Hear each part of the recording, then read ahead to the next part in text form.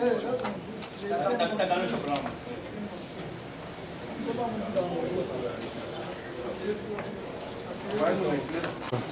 moteur était garé longtemps sur place. On a décidé de le faire marcher. Et à présent, notre instructeur est parti chercher les éléments pour le démarrage, pour assurer le démarrage. Comme l'une de graissage. Une de graissage. Et la courroie d'entraînement de l'alternateur. D'accord.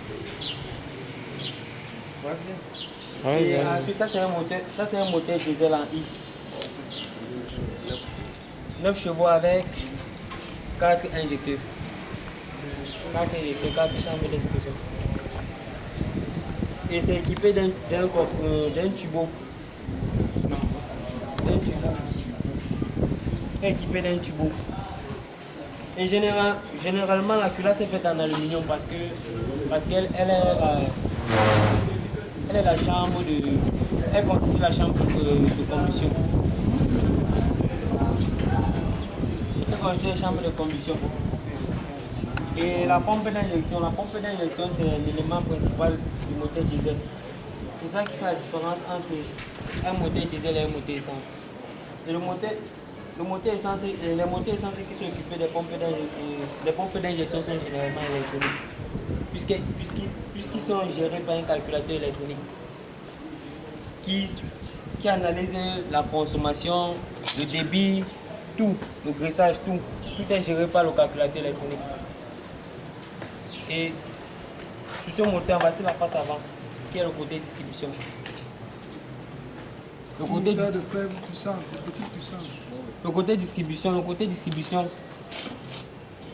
tous les éléments sont synchronisés au mouvement du vilebrequin pour que le mouvement soit rotatif et continu, pour que ça effectue des cycles parfaits.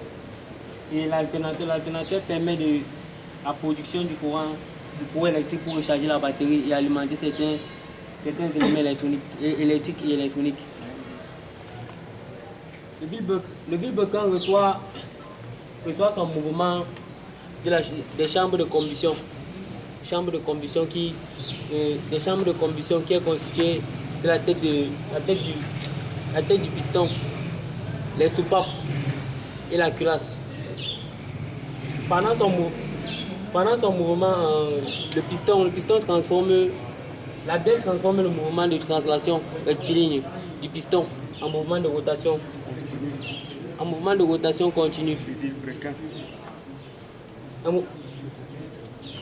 En mouvement de rotation continue du vilebrequin. Et le dampeur, c'est là le dampeur. Le dampeur, c'est une masse à inertie qui permet de répartir l'énergie rotative qui est contenue sur...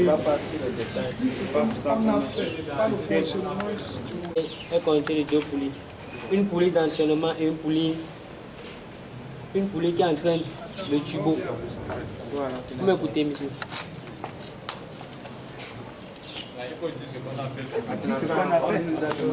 Nous sommes, c'est vrai, il a parlé de... Il a parlé du moteur, vraiment nous avons trouvé, on nous a apporté un moteur, oui, on nous a apporté un moteur et il était mis en arrêt depuis. Bon, et on nous a demandé de le démonter et de le remettre en marche. Bon, en fait, nous avons commencé par démonter le moteur. Et nous sommes beaucoup plus concentrés, notamment mon groupe, sur la distribution. Nous avons déjà enlevé, c'est par déculasser le moteur. On a d'abord enlevé le cache culbuteur et puis on a enlevé la culasse après avoir enlevé certaines pièces intermédiaires, bien sûr. Et ayant enlevé la culasse, on a constaté qu'il y avait un cylindre qui empêchait le moteur de tourner. En fait, ce cylindre avait un problème parce que apparemment le chauffage a provoqué la réduction de son diamètre. Et le cylindre, le piston ne coulissait plus bien à l'intérieur de la chemise de ce cylindre.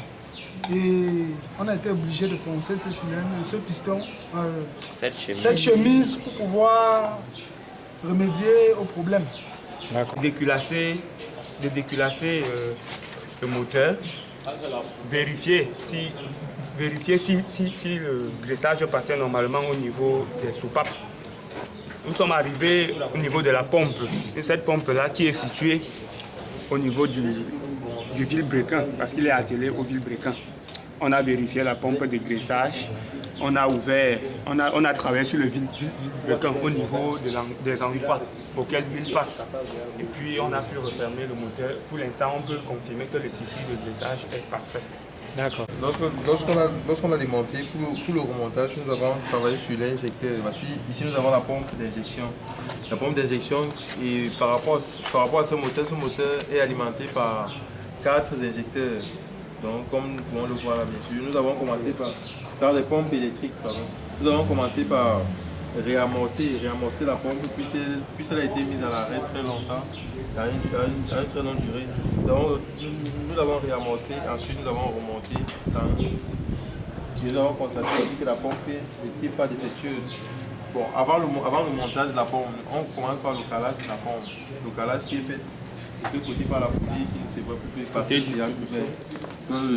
Ce côté de distribution, faire à couvert. Et ensuite, le calage de la pompe, nous l'avons remonté et fermé. C'était bon pour la distribution. De mécanique UMT.